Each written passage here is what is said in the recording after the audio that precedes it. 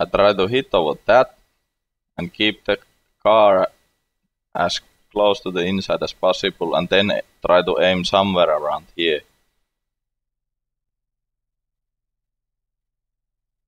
As you can see, the car leans quite a lot to the right side, and I have okay grip. So that is the line of what I use over there. I don't know if it's the fastest. At least the Ford GTs are going faster around the first sector than McLaren.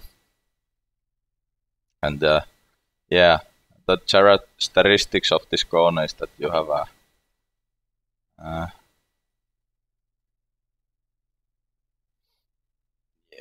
so you have like understeer over here. Your car feels pretty light. Then downhill starts, it's light, and now the camber hits, you have super oversteer feeling. So you need to be careful at this point, because you will have super load of grip because the balance of the car moves forward and the front height goes lower. So you will have more load on the front tires, and at one moment you have like around here you have quite a lot of load in the front tires, but less on the rear tires. Because of the characteristics of the car, you might lose the rear. So it's pretty. So you're hanging up in turn 2 as much as possible until you see the curved track of the track. Let me check. Let's check it out for the. So yeah, I'm out. Then I know that I wanna hit that inside. Just that point. Around here. I try to hang it inside and keep the car as steady as possible. Keep it inside and try to hit somewhere around there, because this is the key moment of the curve. Around here you have that snap oversteer feeling, so you need your wheel needs to be quite straight, so you wouldn't get the oversteer. So you wanna hit somewhere around there, so you can be on throttle and take it from there on. Like that. This is a pretty difficult curve. I don't know how to drive this like super fast, but I try to think about the exit of the corner. It's quite a long straight. If you get good exit from here, you get quite a lot of you gain time. And this turn, this is very tricky. So it's a blind apex. You want to hit it inside. You don't want to hit the inside curb, but you want to be on the inside in the mid apex.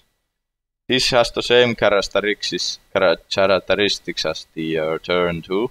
So you have a light car uphill, then it starts downhill, and around here you will have quite a lot of around here.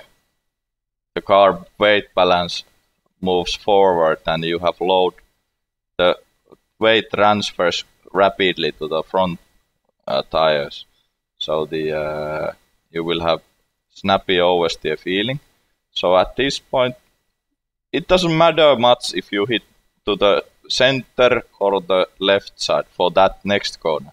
So the main thing is to keep the car pretty good, steady car, steady apex speed, and do not unsettle the car or unbalance the car. You will be faster. So.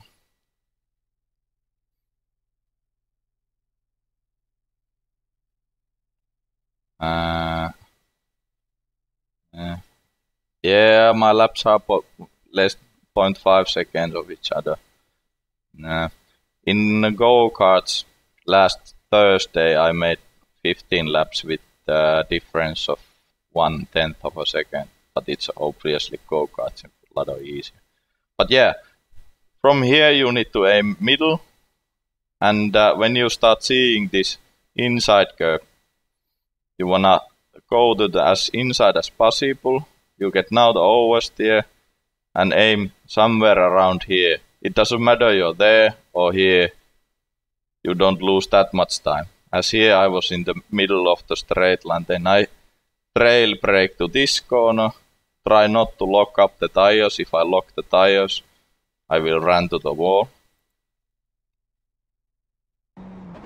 So, to the first gear.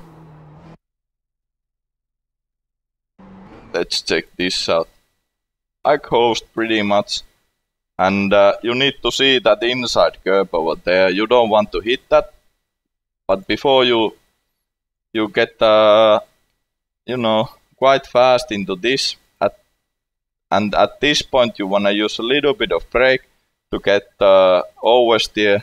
And you can go full throttle as soon as possible. So this is a long straight. With McLaren you gain a lot of time. Yeah, this is a tricky one. You don't want to go from the outside to inside with this because it's a lot of, I don't know why it's it, but if I go outside to inside, it oversteers quite a lot, then I lose the rear. So with this corner you want to aim to the inside and keep the car inside.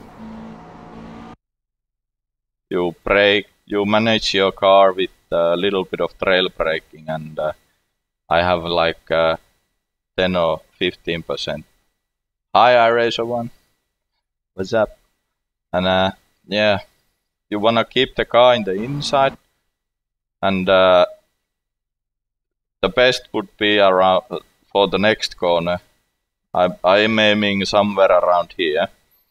You want to hit that curb, but if you hit that curb, you need to be very careful because the car will be unbalanced for a bit in the exit.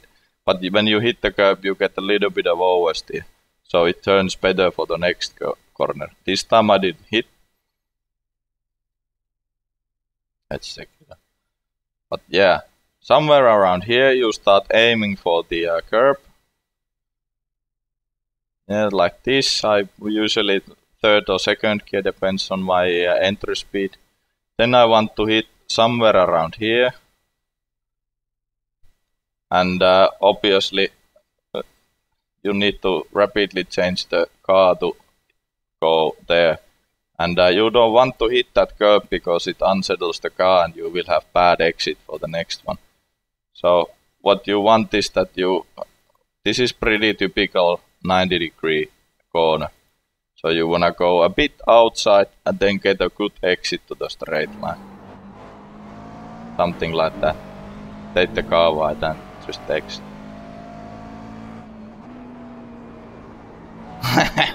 GT3 clinic. But let's do some more laps, and if you are wondering something, I will ask from me and I will answer. I haven't done any full stints yet, so I need to check